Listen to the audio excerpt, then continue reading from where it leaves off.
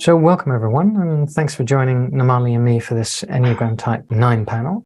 So to create some context, the Enneagram is a personality type system which divides human personalities into 9 types based on specific preferences and drives. We can use the Enneagram to more skillfully navigate the complexities of our own personalities and the personalities of others. And today, Namali and I are hosting a panel with people who primarily identify as Enneagram Type 9s. And we can think of Type 9s as agreeable seekers of harmony. And often Type 9s are called peacemakers or mediators because they generally wish to experience peace, bring people together, solve conflicts, and connect harmoniously with others. Indeed, Type 9s have a deep desire to experience inner stability, peace of mind, and harmony in their environment. And the core fear of Type 9s is typically the fear of loss, the fear of separation, or the fear of being alone. Now, of course, some of the advantages of living a life with an emphasis on harmony are that Type 9s are typically good at making friends, at getting along with others, at relaxing, and at having a positive outlook on life. And one of the disadvantages of living a life with an emphasis on harmony is that Type 9s can sometimes compromise their own boundaries to avoid conflict. Also, Type 9s can sometimes deny the negative aspects of life and neglect problems that they experience in their daily life. Indeed, Type 9s can often struggle with inactivity and passivity, and they can have difficulty taking effective action. Now, within the Enneagram, Type 9s, like Type 8s and Type 1s, are anger types, and Type 9s generally deny their anger by ignoring negative feelings, disagreements, and conflicts, which otherwise might disturb their inner peace. Now, if we think of Type 9s in terms of levels of functioning, we can say that when Type 9s function at an average level, they tend to be receptive, trusting, and agreeable, but they can also be complacent, apathetic, and passive-aggressive. And when Type 9s function at an unhealthy level, they can become numb, neglectful, and depersonalized. And when Type 9s function at a healthy level, they tend to be peaceful, kind, and all-embracing. Now, broadly speaking, Type 9s can cultivate healthy functioning by learning to constructively preserve their own integrity in the face of conflict, by learning to regularly take action to achieve goals that are important to them in life, and by acknowledging both the positive and the negative aspects of life. So Namali, what more can you share about Type 9s?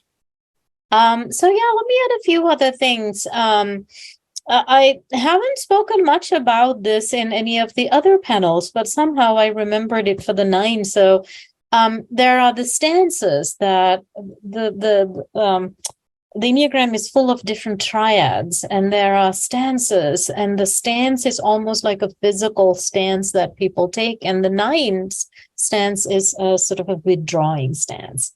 There are some types that move forward, some types that move along with, and then Type 9s are in the triad along with 5 and 4, where they actually withdraw to have their needs met.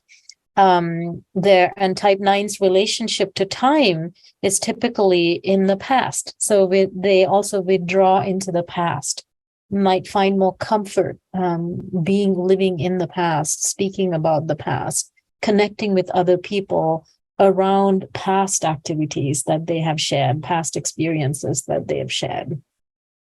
And in the harmonics triad, 9s are the positive outlook folks, along with Type 2 and Type 7. If there is a conflict, typically they'll try to move into having a more positive outlook towards what's going on. So with all of this, there's the good and the bad, as it is the truth for every type. Type 9s are, I think we've already heard this, they really are the peacekeepers, and that's their compulsive need in some ways. They're really good mediators. They're really good peacekeepers. They really seek the unity and the diplomacy. And that can also be negative in the sense that, as Lee was saying, we can, as a 9, we can forget our own needs and just concentrate on being comfortable and being peaceful, and really sacrifice a lot for that, sometimes even compulsively. So the vice and the virtue of the 9, The vice is for 9 a kind of a laziness is a word that some might use, or slothfulness is another word that is being used also. And it's not necessarily around being lazy, because actually 9s can be really busy. Some 9s that I know are really busy. They're running around getting things done. But it's mostly a laziness or a sense of sloth around their own lives. So falling asleep to their beliefs, falling asleep to their dreams, falling asleep to conflicts and difficulties that really, really need their attention. They might be slothful around that. Therefore, the virtue is right action or right engagement, with the sort of the operative word in that being right engagement or right action. So it's not just action and just engagement, because they do that already, but it's really around asking the difficult question around what's really needed here. And can I really commit to that? So when a 9 is self-abandoning, which is something that 9s can do to sort of abandon themselves, their virtue is being able to really be really self-honoring. And by doing that, they engage their lives. And then they also become very reliable, and others can trust them. The more a 9 is willing to commit to their own lives, the more others around them can feel that they can trust you as well. So let me also talk a little bit about the 9s, the arrows, and the subtypes. As we already know, every type on the Enneagram has 2 other types that are along on either side of them. And then so for the 9, the referee is the name that is given to the 9 with an 8 wing. They're perhaps more focused on their bodies. They're more in their bodies, and they're willing to be more assertive and direct and take up a little more space to be seen. And perhaps they're able to connect a little bit more with their dormant anger. So anger, again, they're in the anger triad, and 9s are the ones that are least connected to their anger. But a 9 with an 8 wing, perhaps there's a little bit more connection to that anger.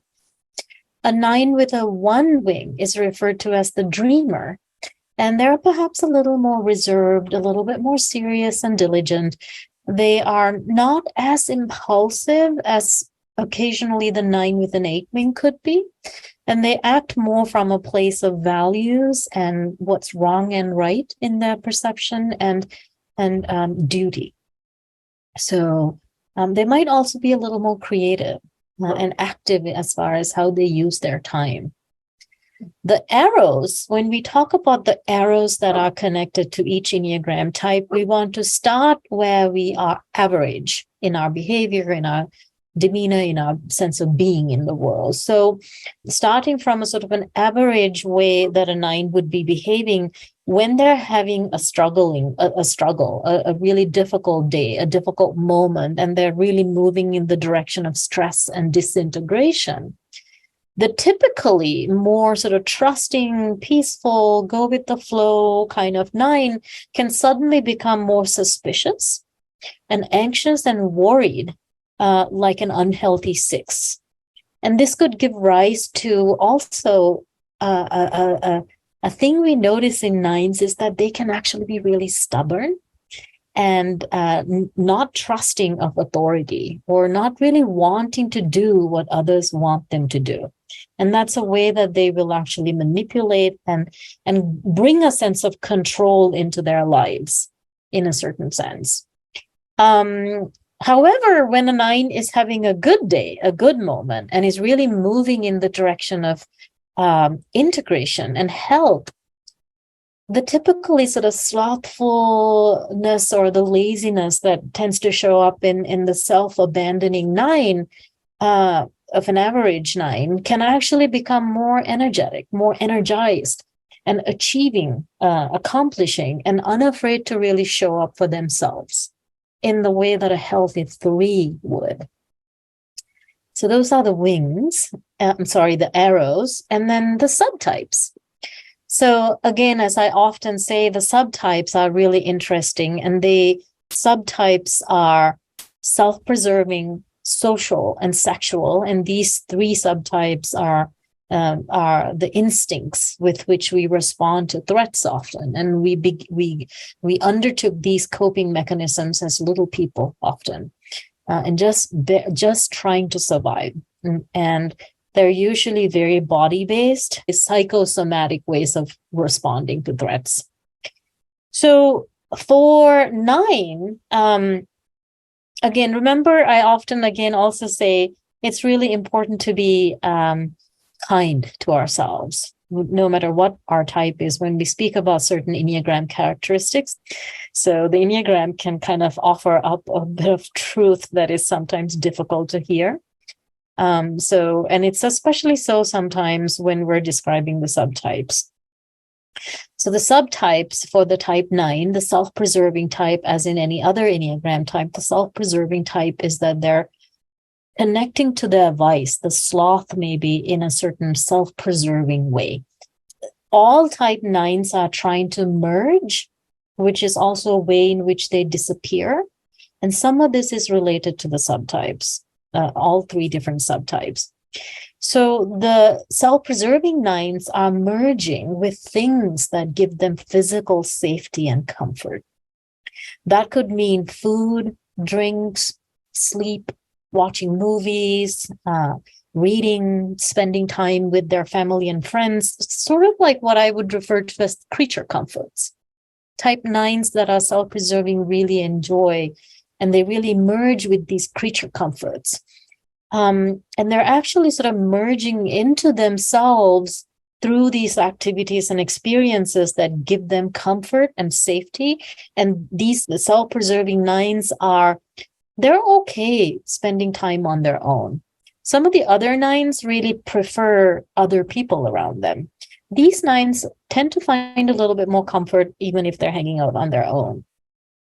These 9s are also more comfortable with creating consistency with certain activities, such as going for a walk every day. And it's like it's necessary even for some 9s to do that regularly, like going to the gym maybe. These self-preserving 9s really find that sense of security by committing to that kind of activity on a regular basis. So you might actually feel also a little bit more commitment to self, which could also mean that with these 9s, you could notice their energy a little more, which includes their anger. These are the 9s out of the 3 subtypes where you might actually see their anger a little bit more. By the way, these self-preserving 9s, the word that is typically attached to them is appetite. It's an appetite for those creature comforts. And so they're merging with the self. The social type, the word that is often attached to that is participation. So the social 9 is merging with the group, or like a social function in some ways, in order to find that sense of comfort and safety. They're really hardworking, almost as hardworking as a 3.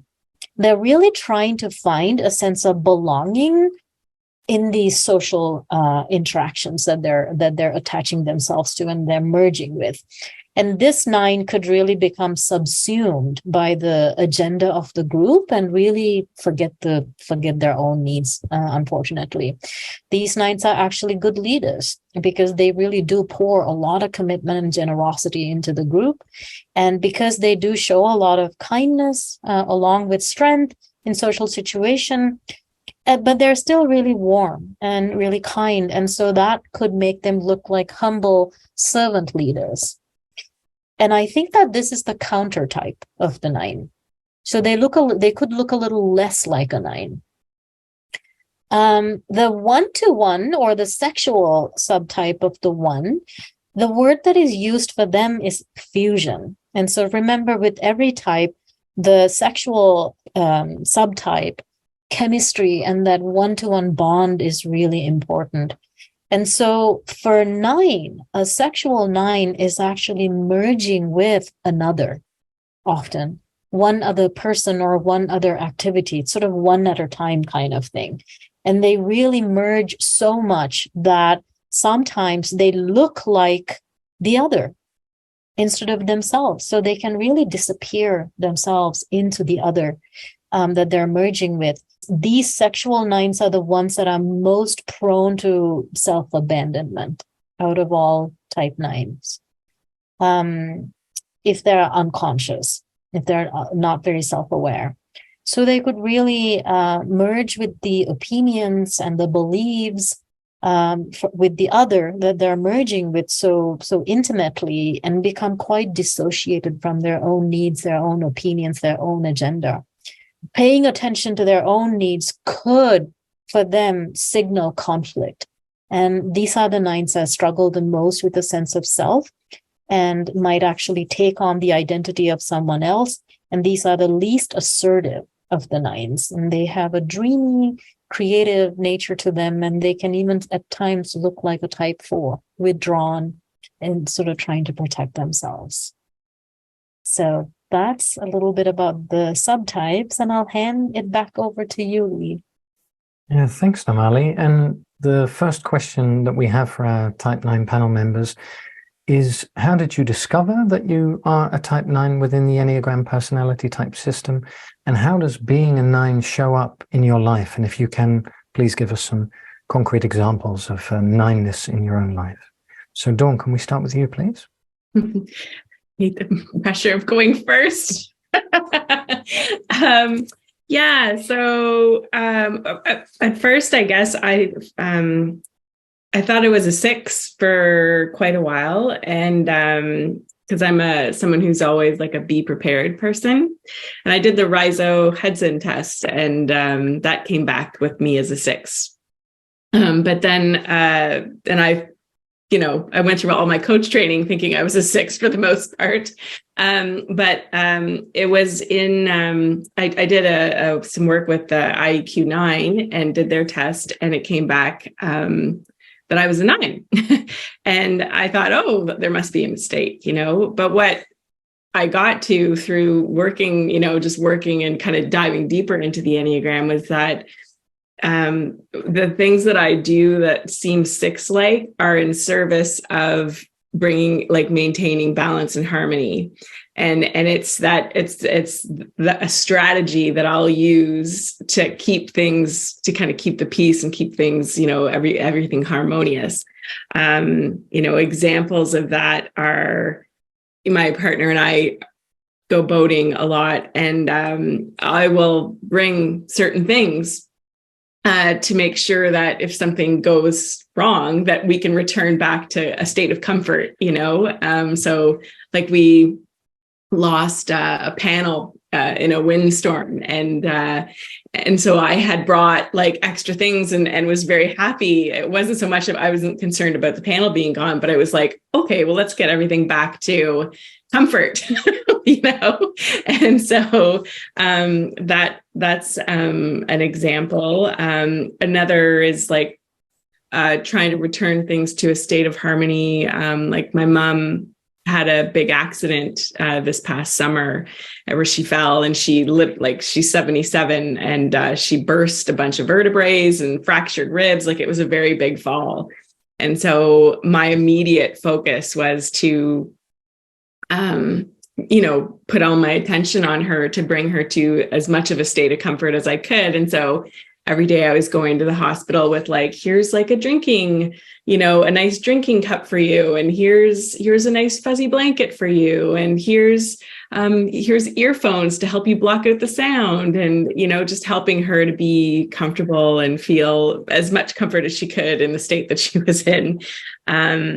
Yeah, I don't know. Is that kind of answering the question in the way that you're hoping, or yeah? Absolutely. Yes, thanks, Dawn.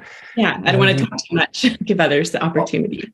No, thanks. And that is also, I would say, an example of the 9-ness in you. And you touch on something relevant also for this conversation, and that is that many people eventually identify as type 9 within the Enneagram start out by being able to identify with all of the types, because they tend to be the type which accommodates most behaviors within themselves the best of all of the types, because they tend to be the least polarized And the mechanism is probably that they want to be in harmony with other people as much as possible. So they are able to access the behaviors of everyone within themselves to mirror that, to create as much harmony as possible. So for many type 9s, it can be difficult to arrive at the conclusion that they are a type 9 because they resonate with so much of the spectrum of human behavior. So, and another thing you mentioned, which I personally also find very pleasurable about type 9s, is that they do have a very well-developed ability to make people comfortable around them. So typically, my experience has been that it is very nice and pleasurable to be in the company of type 9s. So, Thanks. You're welcome. So moving on alphabetically, Heidi, can we also ask the same to you? So how did you discover that you were a type 9, and how does being a type 9 show up in your life?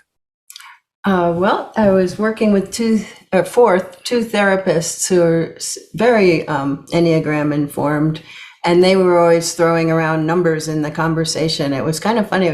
I had never heard of it before, but in the background I'd hear, oh, if she's a 4 and he's a 6, and I didn't know what they were talking about. But so they sat me down and introduced me actually to the whole integral map, and sent me home with the Enneagram Made Easy book, which I love because they have little diagrams of each type, a little, not a stick figure, but a very illustrative figure. And I've heard that before, that 9s think that, they resonate with all the types, but I didn't. I knew I was a 9, and even my boss, who thought I was a 6 because her husband was a 6, she was sure I was a 6, but I could tell, no, that's just because I'm stressed out, that I slide to 6. So one thing that confirmed my 9 diagnosis was that I can feel so distinctly when I slide to 6 under stress. Like I start having some paranoid thoughts, and I'm like, oh, I'm stressed. I'm into the 6 thing, and I start acting weird and paranoid. And then, not to say that about just the extreme of 6s, and then I also can so distinctly feel when I get very productive that I'm sliding to 3, and I miss my 9-ness, so the 9 feeling that I love and where I feel like it's me is a very dreamy feeling. And when I discovered that I was a 9, I still remember walking down the hill. I was already 47 years old, it wasn't a youngster. But I remember feeling like, oh, this is so affirming. I can really be me. And not, even at that late age, I had not understood that.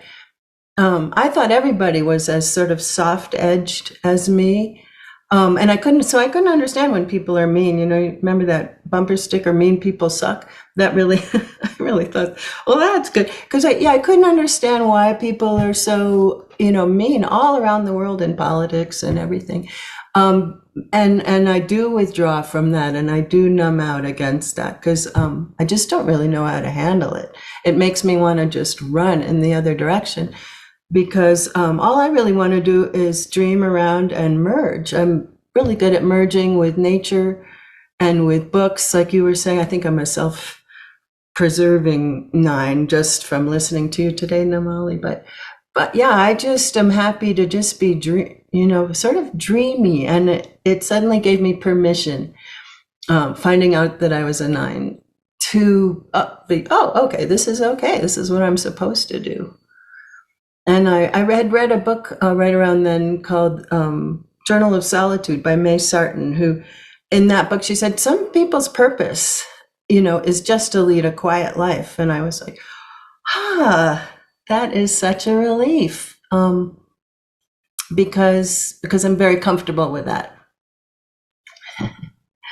Well, that's beautiful. And Heidi, you point to something I would say that type 9s can show all of the other types, and that is how to enjoy being, and the talent of type 9s to be in the moment and to be basically all embracing with everything that is something that is very desirable for all people, I would say. So thanks for highlighting that. Thank you. So Levi, over to you, please. How did you discover you were a type 9, and how does that show up for you? I discovered the Enneagram around the time that I discovered integral theory. And so when I found out about integral theory, one of the things that integral theory says is that nobody is completely wrong. So I was very happy because I thought, now I can go to my friends and tell them how much I agree with everything they say, how much I agree with everyone. And we will all be friends, we will all be get along so well because of this. And of course, and that is why it was so useful for me to learn about the Enneagram as well, because then I know that my interpretation of integral theory was also a little bit limited also by my type, because with integral, you learn also how wrong everybody is. And that was the part that I was like to neglect. So when I first learned about the Enneagram, I read the Wisdom of the Enneagram book by Riso and Hudson. And I knew that I was definitely a withdrawn type, 4, 5, or 9. And I just tried on the 5 and the 4. And one time I was in a small group session on Zoom. We were talking about, and I was kind of showing up as a 5. I was giving my experience as a 5, and someone else was there, and she explained her perspective from the perspective of a 9, and her story was actually more authentic to my experience than my story about myself. So that is kind of, I think I'm a sexual type, and so I think I figure myself out by looking at other people, and that her story about herself as a 9 resonated with me so much that I thought, okay, this really hits home the most. And so how it shows up in my daily life, I think I've always been a bit of a goody two shoes as a child, and later I think I was only one time kicked out of the class in high school. So that would rarely happen. My teacher used to remark, my history teacher had a remark, he said, Levi is like the Sphinx. He doesn't move. So I was just sitting in class and absolutely undisturbing, quiet, trying to not to make sure that nobody had any offense about my behavior. Nobody was offended. Oh, thanks, Levi. It's very interesting how you say that type 9s, or at least in your case, that you as a particular type 9 learn from other people, or at least you learn about yourself through other people. Many type 9s that I know, that also seems to be the case, that in relationship, they see much of themselves because they accommodate the other person, so they mimic or mirror the other person, so they see that part of the other person reflected in themselves, and so learn about that aspect of themselves. And that's also, at least some of the type 9s that I know, why they tend to like to do a diversity of things. So they tend to like to meet with different types of people, so they can also experience different types of themselves. I don't know if that's the same for you, but that's been my experience with type 9s. So I saw you nodding, so I'll take that as a yes. So, all right. So coming back, we'll come back to you, Dawn. So my next question is, there's always the good and the bad of each of our types, right? Mm-hmm. So the next question is really, we'd love to hear from each of you where you really feel the struggle of being a 9. Where do you actually really encounter the hardship of being a 9, where you might actually bump into walls in your own growth and evolution, in your relationships? And if you have any stories, any examples, that would be really great.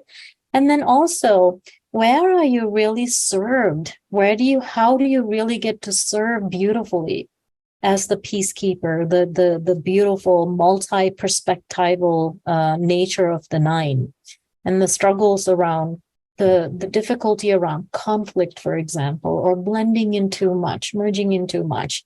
So in that way, we'd love to hear from each one of you. What's the struggle and what's the gift? Mm-hmm. Sure. Yeah. So I made notes for myself. So if I see me looking down, it's just because I feel more comfortable referring to notes. But for the good side, I'm basically very easygoing and easy to get along with. I'm great to spend a pandemic with. I'm super, I'm just very laid back and easygoing. My partner is an 8. And I'm an SX 9. So for me, the pandemic, I'm like, great, I get to spend the whole pandemic with, this person who I love so much. And, and because he's a little bit spicy, and I'm a bit like, let's all get along. So there's a lot of back and forth about like, he has strong opinions about things. And then I offer the other perspectives of everybody else and kind of remind him, of different, why this person might do this thing that he thinks is ridiculous. So there's that part of it. I've spent my life being a fixer of problems in my family, especially with my parents. I was always able to pay attention and watch people and see when things were brewing, and kind of try to cut things off at the pass by, kind of saying, hey, perhaps you're not reading this person in the right way, or if you said this way, you would probably get a better outcome, and then, even up till now, my parents are 77. I was just there last week negotiating a solution between the two of them, because they, were having some challenges. So, I mean, that's a blessing and a curse at the same time, because, you are able to help people, but at the same time, it's like, it's exhausting to a certain degree, like always trying to help and fix and, bring things back to, balance for everybody. I'm great at making people feel comfortable and welcome. I think I mentioned earlier, if you come to my house and visit, you're going to be, there's going to be candles, there's going to be nice smells in the air, there's going to be music, it's going to be very chilled out and relaxed. We'll have a fire, do you need a blanket? It's like, I'm just very good at kind of handling all of those things. And that makes me feel comfortable when other people feel comfortable. So there's all that kind of stuff. In terms of challenges, I definitely experienced and have felt for a long time, like I've been for the longest time, feel like I'm searching for myself, because I do very much merge into other people, right? It's like, it's not about, what do I need or what do I want? It's like, how do I be to fit in and make everything okay here with everybody else? Do you know what I mean? So who do I need to be right now to kind of make sure that this is a good, engagement with everybody, so like, what do you want to do? What do you want to do? We'll do whatever you want to do. What do you want to do? And having opinions, like I don't generally have them, and so it's like, if someone asks me, what do you think?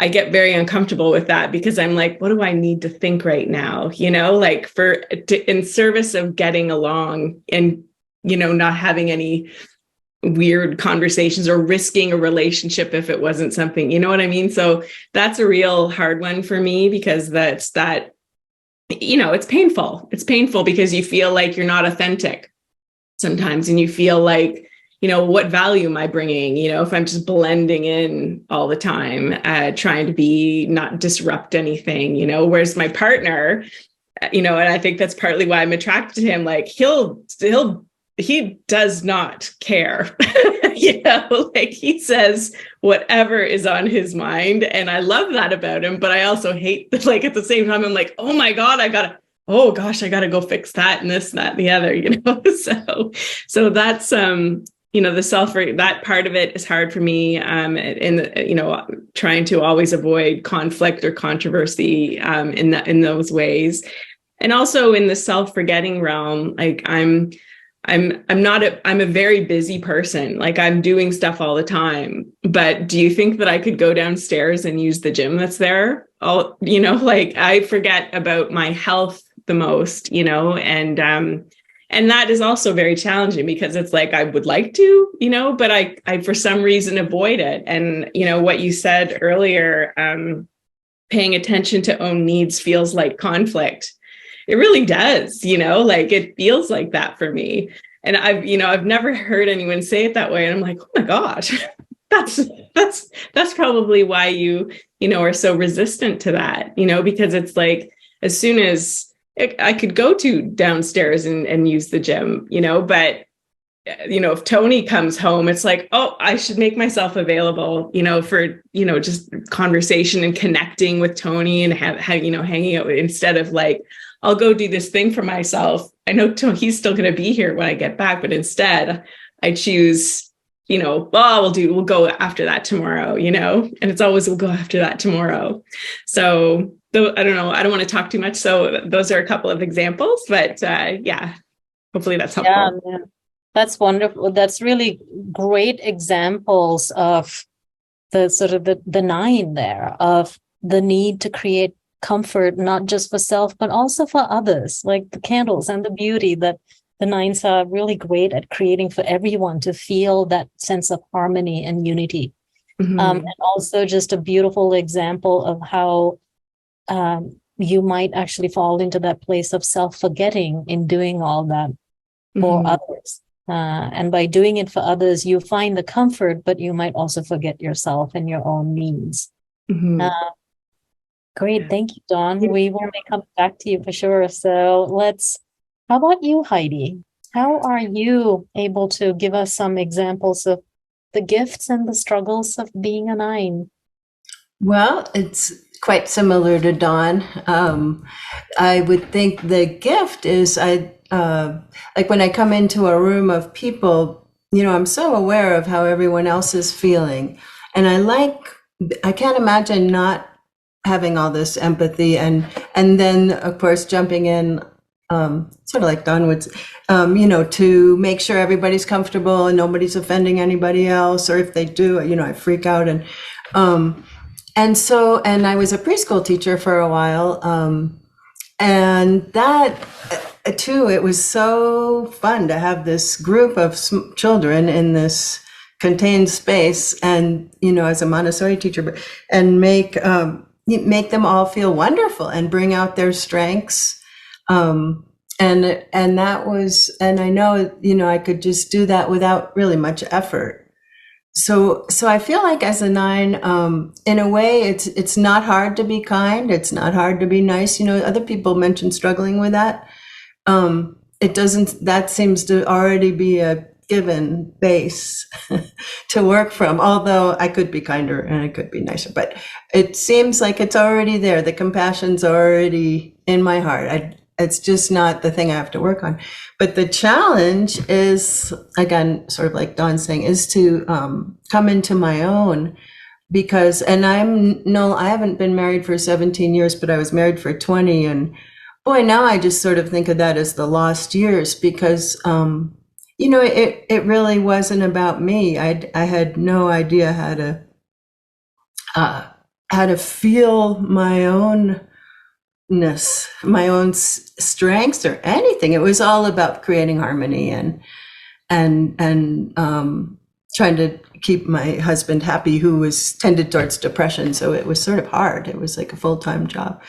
And so I feel like, and learning to deal with anger, that is a big one. Like when he left the marriage, I never felt angry. I went through all the other stages, but I didn't go through the anger stage. and I know all throughout my life, if I did ever get angry, oh my God, then it would be really over the top, because mostly there was such a lid on it. But but so yeah, the challenge is to create boundaries for this empathetic, porous kind of feeling, because so I don't lose myself, and I have felt for so long this need to be stronger, and I feel like I have to be alone actually to do that. When I first started living alone, I thought, oh, in a few years I'll get it down and I'll be strong in myself and I'll be able to handle being married again. And now, long time later, I'm still not sure. I feel like I could just lose myself again if in a relationship. So I'm actually very happy being alone. I guess maybe that was a self-preserving thing. I'm not sure, but I do tend to withdraw, and it is a happy thing. But just now, finally I've learned to say no. That was such a challenge for most of my life, and now I can, which is such a gift, and assert myself finally. But it took like a lifetime. And so, yeah, and now I just feel like I am actually coming into my own at last, and not just sort of I don't know if a sloth, but not just sort of dispersed. Mm-hmm. Yeah. Thank you, Heidi. Again, another kind of, you're very clear around sort of offering these examples of the gifts and the struggles of the nine. The nines are they have a lot of empathy. It's for sure. And, nines, like, Lee may have mentioned this in the beginning, the nines are the ones who are at the crown of the Enneagram, and the ones that are most merged with all of the other types, and both the good and the bad of all of the other types. That means, so nines really do carry a lot. And it almost makes sense to me sometimes why that carrying that much and holding space for that much would require them to lose themselves in that. So thank you for sharing, Heidi. And how about you, Levi? What is the struggle and the gift for you? So I'll start with the positive. I want to remember I was in a meeting, and meetings can sometimes be horrible with a lot of people, and I noticed that I knew many of the people of the meeting, and I noticed that there were people were not listening to each other, and people were getting the emotions were contagious. So people were emotional, and other people would get upset as a reaction from that. And I think one of what I could do, what I could contribute there was I was able to stay calm, and at the same time, and kind of strip the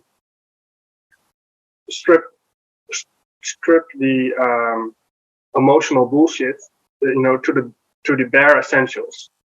So I was able to. I saw that there were two groups of people, and they were not really talking to each other.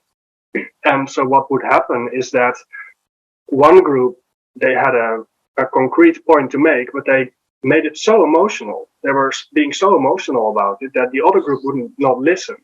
And so they would be dismissive. And then that first group, they would say, oh, they don't listen to me. They never listen to us. And that would fuel resentment. So I really, at that moment, I really kind of stepped in, and I said, no, what they're really saying is only this small, they're only making this small point, and this is actually very reasonable, and we could do something with this. And then at the end of the meeting, they did listen to each other, and we did have some change in the that we were trying to achieve in the meeting. So I was very happy with that. And yeah, so it's very nice sometimes that you can have an overview of everybody's opinion, and you can know everybody's strengths and weaknesses. But of course, then you also have to do something with that, and that is sometimes what doesn't happen is that then you fall asleep, and then when it's your turn to say something, you don't have anything to say, or you're forgetting, you don't know who you are, and it can happen. So when you are self-forgetting, it can almost feel, I would compare that like you are like a kite that is floating above the earth, and you're literally walking on air.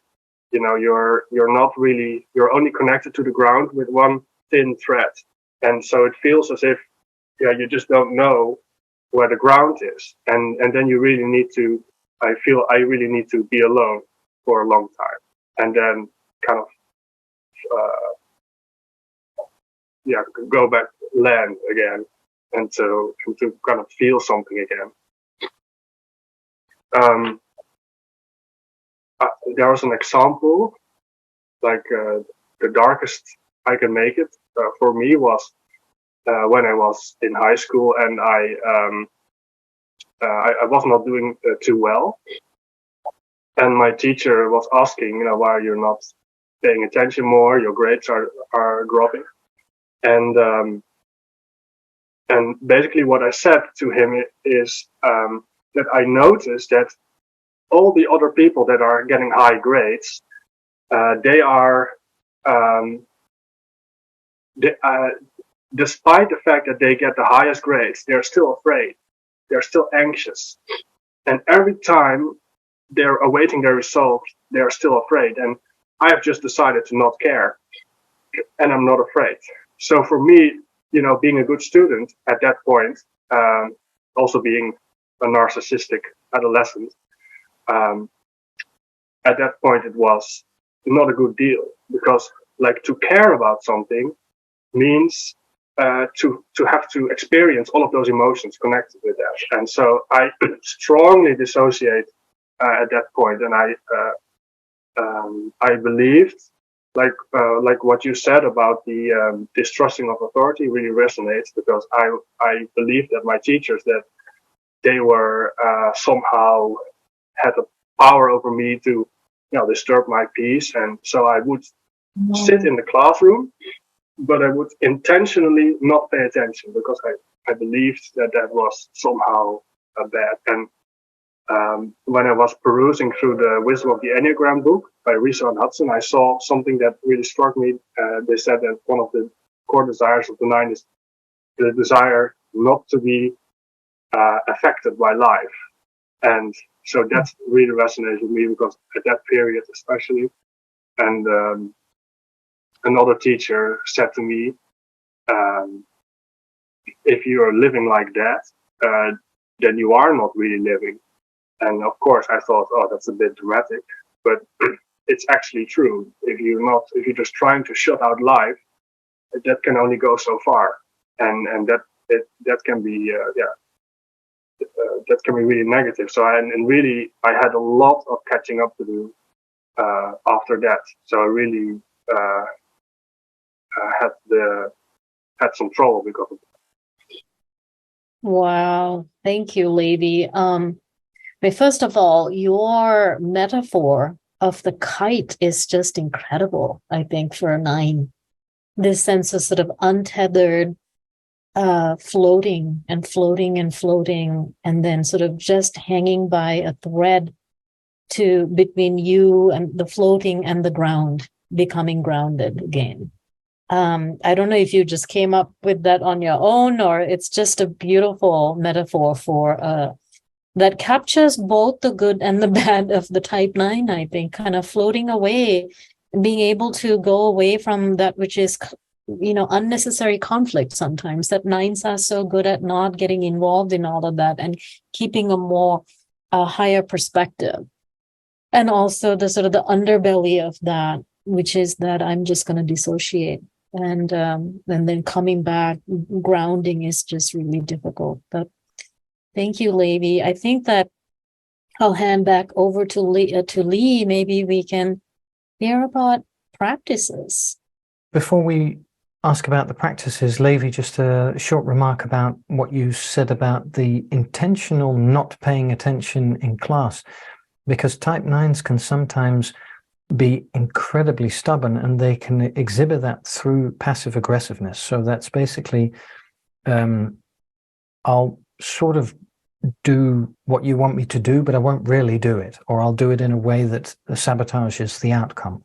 And that's of course, it sabotages yourself as well, as you were saying, which is a very brilliant insight, is that if you if you try to keep life out, then you're basically removing yourself from life and therefore not living. So very beautifully said. So practices, Heidi, you already spoke about how being alone is a very deep practice for many type 9s. And one of the reasons for that seems to be, of course, that when type 9s are with other people, they tend to accommodate so deeply that they can lose themselves in the mirroring or in the accommodation. And to remove themselves, they can then basically feel who they really are without the influence of other people and without the necessity to adapt to a particular circumstance with other people or other influences that shape them. So practices like that, like removing yourself or self-care or anything that you can think of. And Dawn, I'd like to start with you. Okay. Yeah. So a few different things. One is coaching. Obviously I am a coach, but I also seek coaching. So I'm constantly like just trying to understand myself better, and, and inevitably in doing that, you find new ways of coping and new insights into your ways of being, that you can work with to find new ways of being that are more helpful.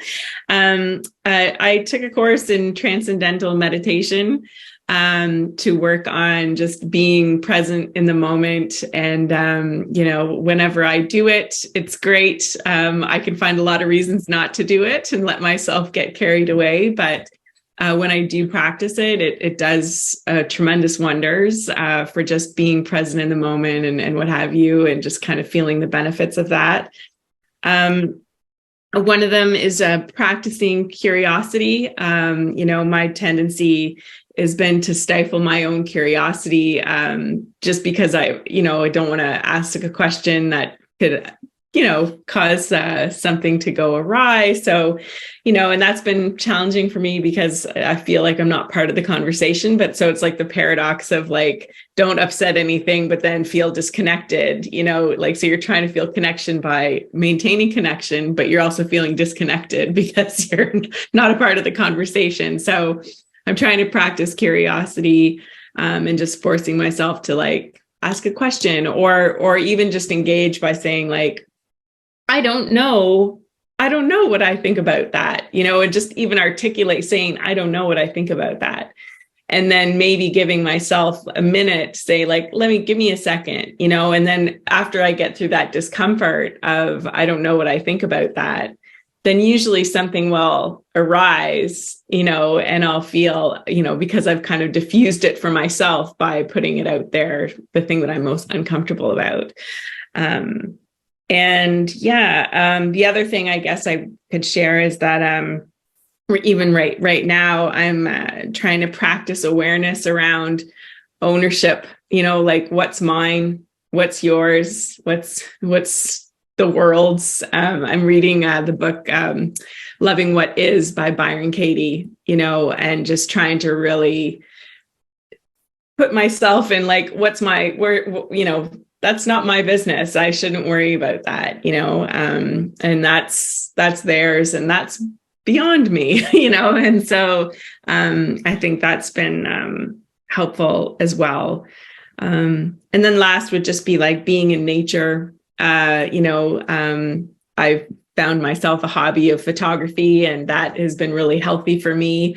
And so, that's the other practice that I think I do, is just getting out there and taking pictures of animals and nature and just being in the world, which is my favorite.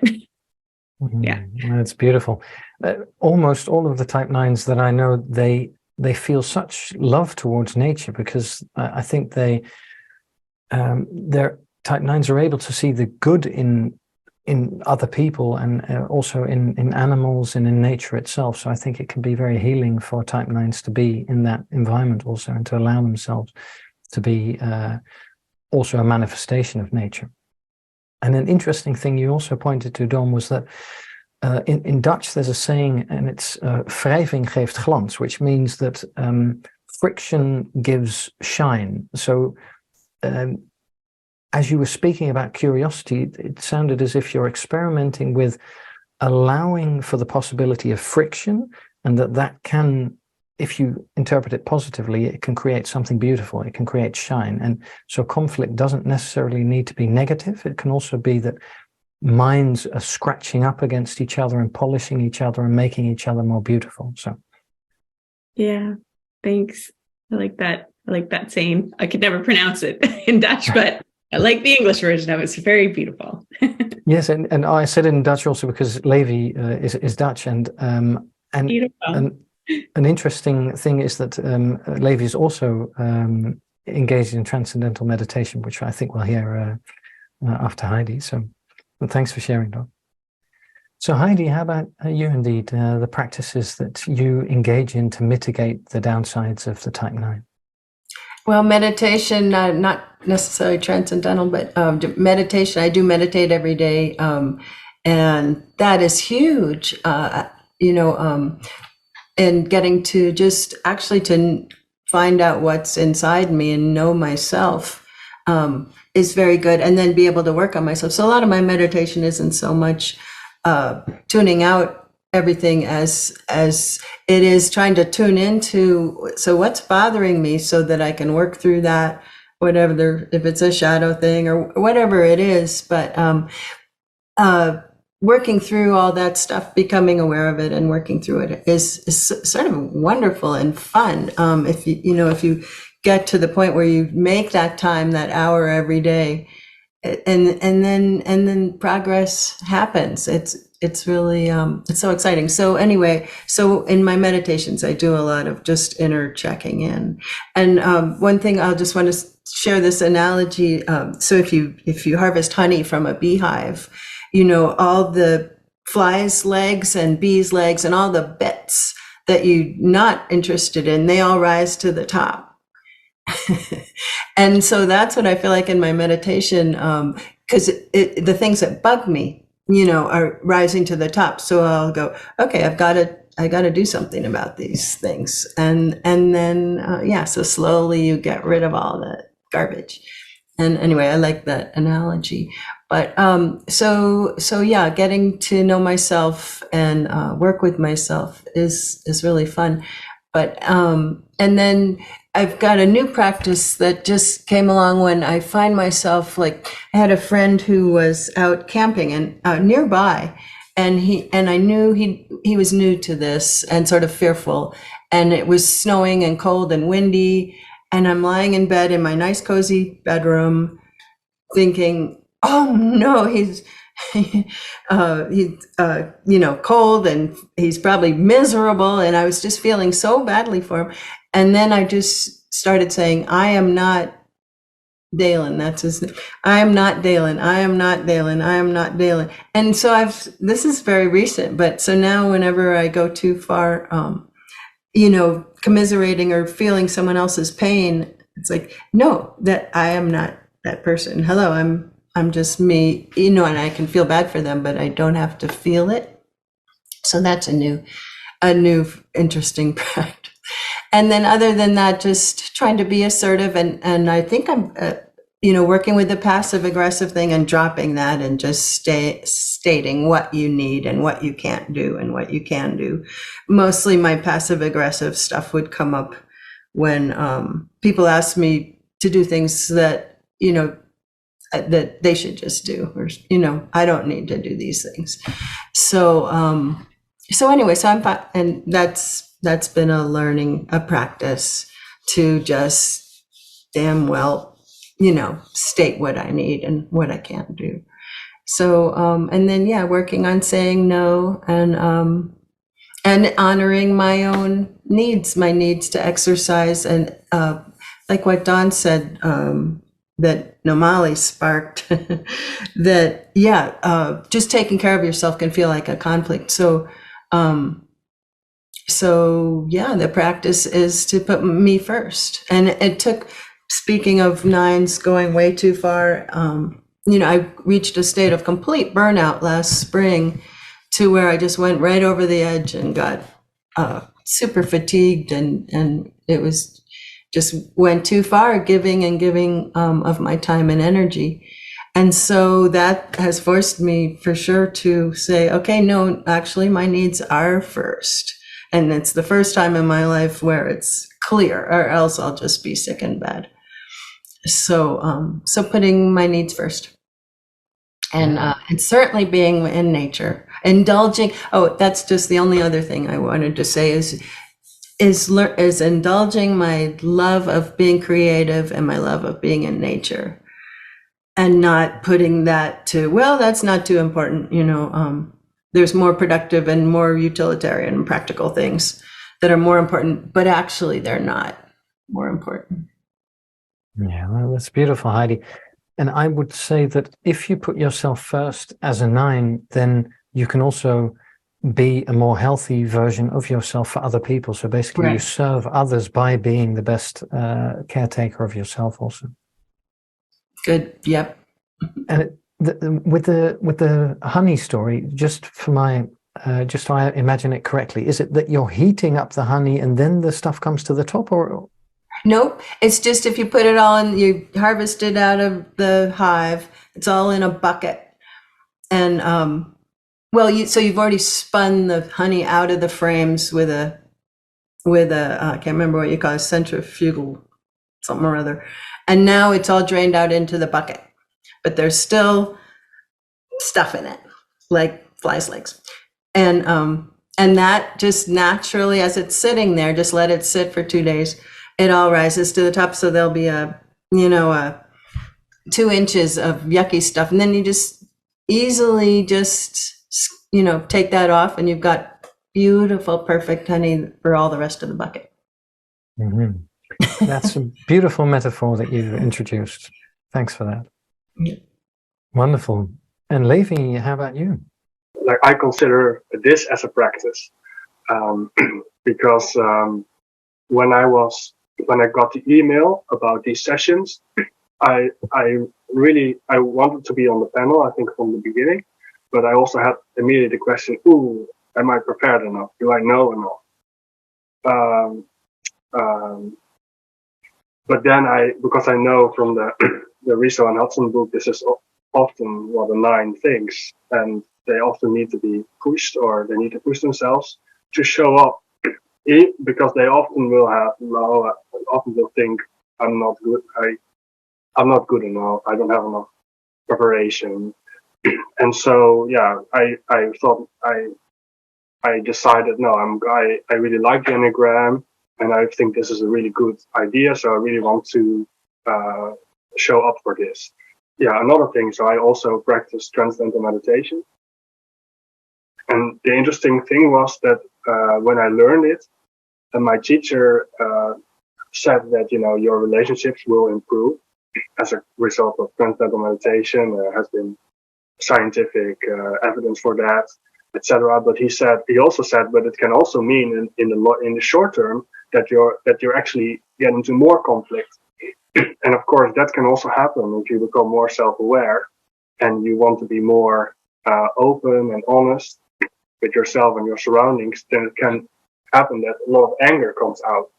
And so I noticed that a lot of the time, what I do is when people ask me something like, do you want to go to this party? Do you want to go do this? I would say, yes, sure. But after I learned transcendental meditation, my face just said no, and I couldn't undo it. And I just got into all of these conflicts, and I hurt a lot of people because of that. But I didn't know how to stop it. And it's just like, meditation can be like a practice of being radically honest with yourself, and of course doing the practice, but afterwards it bleeds over in your daily activity, and that can be really good as well, because by that time already a lot of anger had accumulated, and I just needed, like I understand now, I just needed to get out. I just needed to get in touch with that. And when I started meditation, and let's say the yuck from the honey started coming up, that was what came up. the anger, and I started also pushing people away, fighting with my parents, and which I hadn't done up to that point. And because nines can be really nice, but they can also have these outbursts after a long time of repression. When they do get angry, it can get really ugly very quickly as well. So that happens. And personally, I also really like to do dream work when I feel like I have. It helps to get in touch with. So when I'm meditating a lot, then I kind of feel like, okay, now I'm calm, but now I would like to get in touch with some of the yucky stuff as well. And then a dream interpretation, writing it down, thinking about it, can really bring it up. And then suddenly you can get into a flow or in a state of anger or and then you can meditate on that again. So those are my practices. Nice, Levi. And you point to something that's also very interesting in regard to type 9s, is that they tend to have a very active imagination and dream life, and they tend to be able to go very deeply into their subjective experience when they focus on it. And so there's also a lot of creativity associated with type 9s, for instance, storytelling, all sorts of other art, because they tend to be in connection with possibility. And sometimes these can be unrealistic possibilities, but that can actually fuel all sorts of creative output. So, and Dawn and Heidi, you also mentioned some creative outlets, and I think those are also very healthy for type 9s, also because then you can express things that might feel hazardous to express normally in social situations, for instance, but then you can express them in an art form or in a playing as if form, basically. So, as I'm listening to all of you and with all of the panels, and today is certainly the last panel, and I'm a little bit sad about that also. With every type we learn, the more we learn about other types, that sometimes we tolerate in other types what doesn't actually serve them. And sometimes we get into conflicts with each other just because all of us are when all of us are in our personality, we're all sort of bumping into each other. We misunderstand each other. We miscommunicate with each other. So all of that can happen. And for example, I think Levi, or was it Heidi, I think, was talking about how sort of taking up a practice of really paying attention to oneself. Levi, I think, was talking about how, you might sort of hide away in a sense, and all 9s tend to do that. And you were wondering even about coming into this session around how a 9 would wonder, do I know enough? In some sense, the way that I see 9s contemplate on that is, am I important enough? And I think sometimes 9s tend to minimize themselves because they sort of feel like, I'm not really that important to be there, to be here, or to speak up, have my voice heard. So, and sometimes I think a good practice for the rest of us is that when we do hang out with a 9, is to just notice if they're kind of just choosing to blend into the couch or blend into the wallpaper and kind of go into that place of hiding, because actually they may be imagining that that's the way I can sort of not, because I'm not really important here. And 9s are absolutely important. So I'm just kind of bringing that up because in many ways, others don't see types that are not themselves often.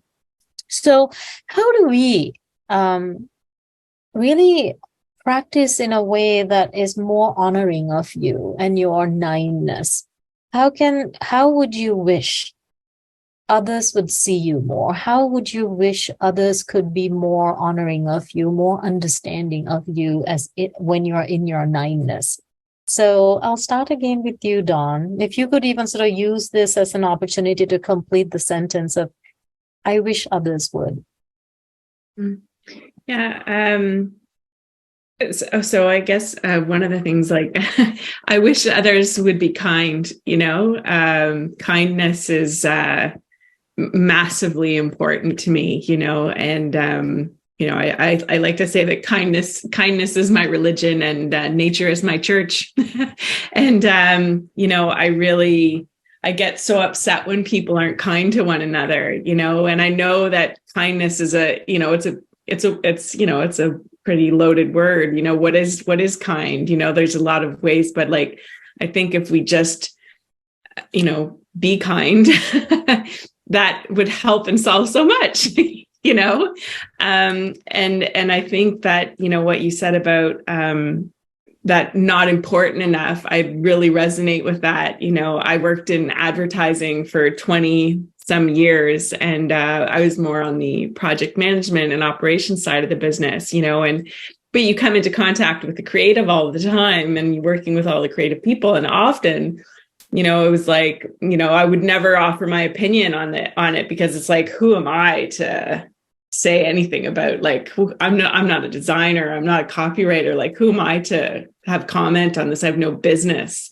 But often, like, as you come into your own and more mature, there's lots I could have offered, and so I think, in dealing with nines, to help them is to say, like, what do you think? What's your opinion? I noticed you're being quiet, and kind of inviting them in, because it's super easy to just, like, that little meme of Homer Simpson when he just kind of fades into the shrubs. That's like, I'll just be back here,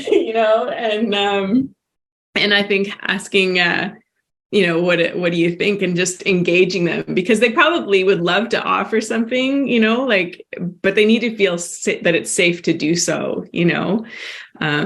so I think the invitation helps a lot, to bring them out of their shell, maybe a little bit. Beautiful. Yeah. So what I'm hearing is really to as much as possible to be kind to one another. Mm-hmm. And I'm also hearing from you that sense of, you do have an important voice and important things to contribute. And that in a way, the rest of us can really notice when there's a nine to see whether we're really engaging them, to really invite them into the conversation. Otherwise, they'd be happy to just kind of, just blend into to the background. Yeah. Thank you. Thank you. And how about you, Heidi? How do you wish? What do you wish for in the world honoring you more, seeing you more?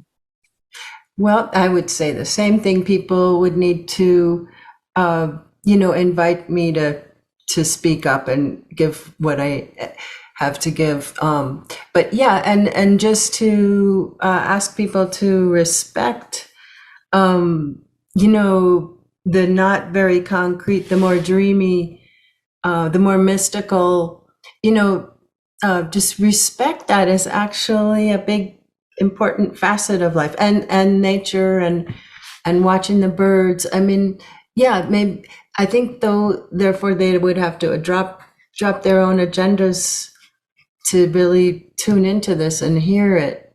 So as a 9, I have trouble asking people to drop their agendas.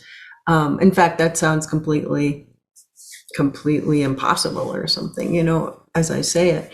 But I feel like they just need to drop their stuff in order to be able to hear this more subtle, I don't know, a more subtle take on life, or just the more maybe merging and embracing the moment, like Lee was saying earlier, or something.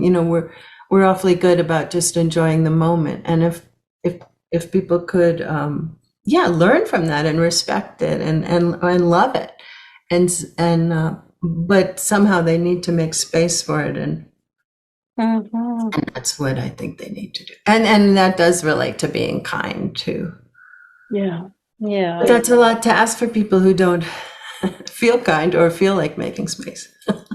Beautiful. But I think the sort of the one big thing that I really take away from what you just shared, Heidi, is actually the rest of us can be more respectful of that real sort of the softness or the subtlety that a 9 is experiencing or is capable of bringing into the world. So yeah. Softness is a very good word. Yes, I would totally use it. Soft-edged. Yeah. And And sort of I- not wanting the 9 to be something other than that, other than who they are authentically. Yeah. Right. Same question to you, Levi. What do you wish the world would be? How do you wish the world could be more honoring of you as a 9? I thought that this was the most difficult question. I have Because you have to ask for something as a 9. yeah. It's not, please don't ask me this question. That's what I want. Yeah. But look, I have kind of contradictory opinions because on the one hand, I think of there was this film director Jane Campion, I think she is a 9, and she says that the unconscious is like a shy pet. As she talks about the creative process. So if you want your conscious to come out to play, if you want somebody to come out, you have to create a safe environment and you have to show trust. So that means that you give enough space and give enough time and give enough attention and so that, maybe the 9, the unconscious or the 9 really can come out or really trust. And so therefore the juice can start flowing. But on the other hand, I also had this few occasions when people were upset with me, and they told me, one time a colleague of mine said to me, "You are not opening your heart." Mm-hmm. And that was, on the one hand, I'm a 9, but I'm also Dutch, so I don't really like those kind of comments because. How do you open your heart? I know how to open the cupboard. I don't know how to open the heart. That is so difficult. How can you ask that of me? That's such a. But so I was annoyed by that question. But always after I get such an appeal, I'm also thankful for that because I also kind of want to be challenged. I don't want to be left out. So if somebody tells me that you need to open your heart more. Then I also feel like, in a certain way, I also feel seen. 9 doesn't like to be criticized, but I also would encourage people not to just give up on the 9 and say, oh well, they don't, 9s they don't like people, they don't like to talk, they don't. There can also be a little bit of a challenge, and sometimes. I have been, plus just please don't shout while you do it, if possible. But if there's no other way, then just shout, then just let us know that you want us to show up, because that's also one way in which you let, which can make me feel seen. And because in that way you show that that you see the potential as well. That's very good to know. Yeah. Oh, that's just I'm just kind of stuck, and just how much it impacted me just in that moment when you said, please don't shout. It just really touched me. Yeah. So please don't shout, but also don't completely give up on you. In other words, just also engage you and sort of rope you in sometimes with some challenging some challenges as well, because create the safety, be perhaps a little gentle, but also don't not completely challenge either. I think that's what I'm also hearing. Yeah. Wonderful. Really just touching each one of you. Thank you so much. So we've been closing with a little bit of a Rumi quote for each of the types. And these Rumi quotes, we grabbed them from strangely enough, it's a website called Enneagram in Business. And the quote they offered for type 9s is this, and I'll just simply read it to you and just see if it rings a bell. You must ask for what you really want. Don't go back to sleep. The door is round and open. Don't go back to sleep. And that's from Rumi. So I'll start with you, Dawn, again. I wonder if, just in one or two words even, or just a sentence or two, what does that ring for you? I think, for me, it's don't go back to, you must ask for really, it's like, don't go to sleep to yourself, it's,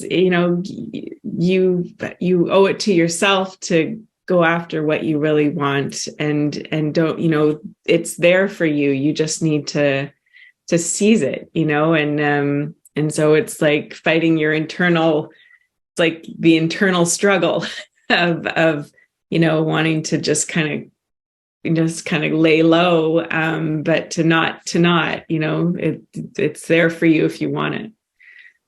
Yeah. Beautiful. Thank you. How about you, Heidi? Yes, that's a wonderful invitation. And yes, I am aware of, feeling like a lot of years of my life were asleep, especially when I was devoted to my husband more than me. But yes, and I love that. I feel like hesitation is something I really struggle with, or I feel like it really sabotages me. I'm always hesitating before I do things, and that just emphasizes, don't hesitate, don't go back to sleep, and just do it. And I have a rock in my kitchen that has painted on it, if you're standing at the edge, the first step is the only step. I love to give me forward motion, don't go back to sleep, and take the step and ask for what I want. So yeah, I feel that invitation all the time, although I struggle and hesitate. Good. All right. How about you, Levi? With the first line, I think, okay, we have to ask what we really want, and I'm kind of comfortable with that. But then when the poem is about going through a door, then I was like, okay, so when you have to asking what you really want really means also going from A to B, and not staying in your place and just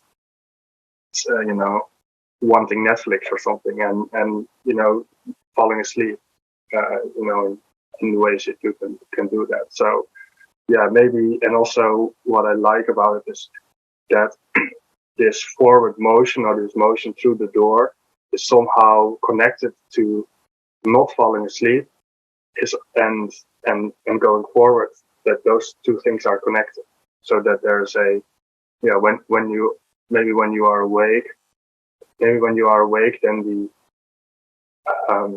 in order to stay awake, you have to go forward or something. Maybe there's something natural about that you are blocking by falling asleep. Beautiful. Really lovely. Thank you. This is what they wrote on the website. Why is this an important poem for type 9s to use for reflection? 9s are known as anger that went to sleep. 9s are known as anger that went to sleep. And this has many meanings. 9s keep their anger so minimal that they often don't recognize it. Without access to their anger, however, 9s put their entire vibrancy to sleep. They lose their voice and become disabled from expressing what they want, knowing at times what they don't want, but not what they do want. Hence this message of don't go back to sleep. So thank you very much. And now I'd love to invite just to hear a little bit from Phyllis. Phyllis, how are you feeling around being in this panel as you have explored type 8 and 9? What are you feeling like? Is this kind of home for you or no? What are you feeling like now? Thank you all so very much. And my gosh, there's so much that I resonate with. There's so much that I resonate with. And just a couple of I'm going to just go random. Okay. First of all, the quote, and something that's been part of my struggle with figuring out the Enneagram is, you talk about going to sleep, the anger going to sleep. For me, it's been anger that's been turned in and that has looked very much like depression at different times in my life. And I think that that's a big question for me always is which of these characteristics that I often associate with the 9 are anger in and associated with depression, and what the relationship of that is with personality types. I'm quite sure that I'm part of that anger triad. I wondered at first, is it very difficult to identify your Enneagram type when you're older? Because, there are people who say, well, look at the test as you would when you were a very young person. How would you show as a very young person?